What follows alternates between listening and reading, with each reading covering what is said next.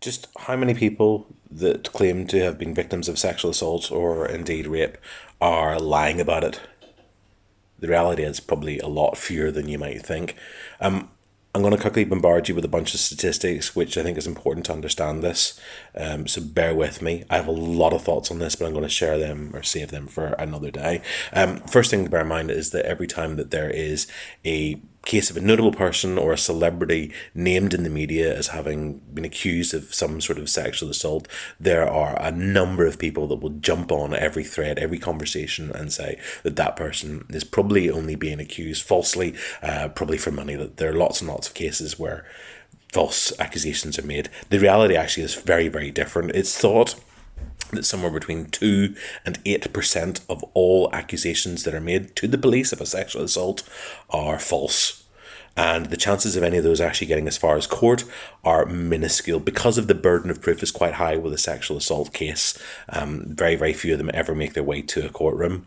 Now, it is thought that approximately just over half of all women have experienced a sexual assault at some point within their lifetimes, and about a third of all men. Of those cases that actually get reported to the police, only 3% of those will ever make their way to a courtroom.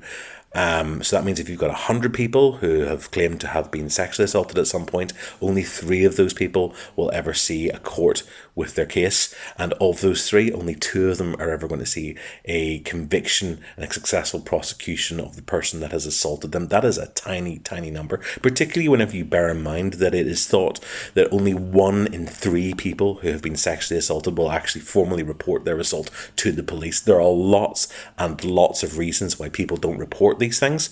There are lots and lots of reasons why people drop out of cases before they ever get to court. It doesn't mean that they're lying because their case doesn't get to court. It sometimes can be a case is unfounded. That means there's not enough evidence in order for the case to make its way to a courtroom.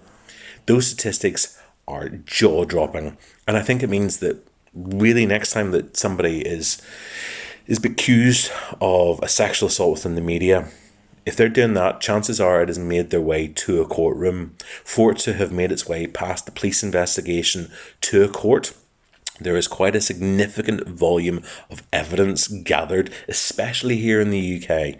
There's an awful lot of evidence that has already been gathered that means the case is likely to proceed, that the prosecutors think they have a good chance of securing a prosecution.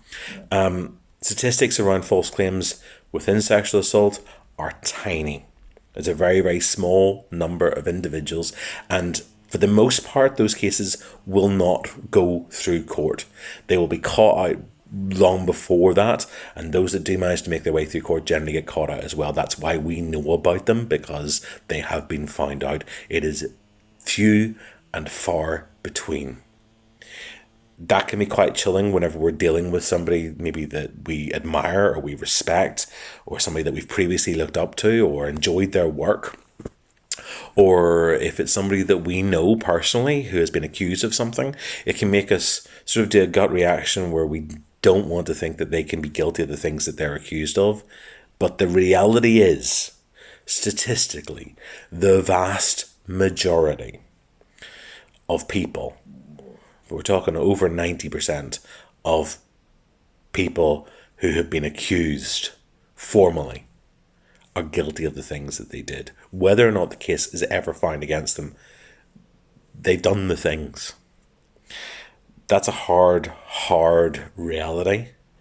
But please bear that in mind next time you're on social media dismissing a victim for coming forward and making an accusation about someone. Think about the trauma that they're having to go through and relive in order to try and secure a conviction, which is itself incredibly difficult. And think also about the number of your friends and family who have never come forward with their experiences. That 2 in every 3 sexual assault victims that have never come forward. That remember that over half of all your female friends have had an experience of sexual assault. That 1 in 3 of your male friends have had an experience of sexual assault. And they may never come forward about that. And whenever you're sitting there dismissing other victims, you're also dismissing your friends and your family and your loved ones.